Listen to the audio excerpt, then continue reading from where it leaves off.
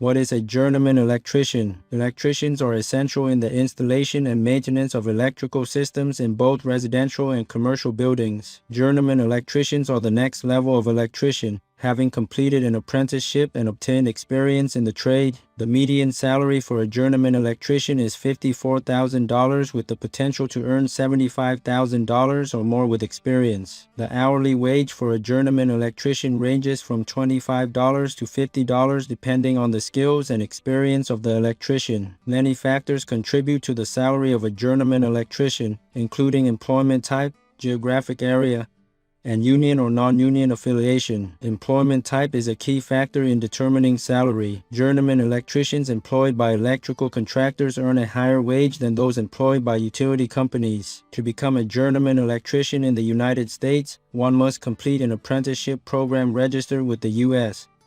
Department of Labor's Office of Apprenticeship.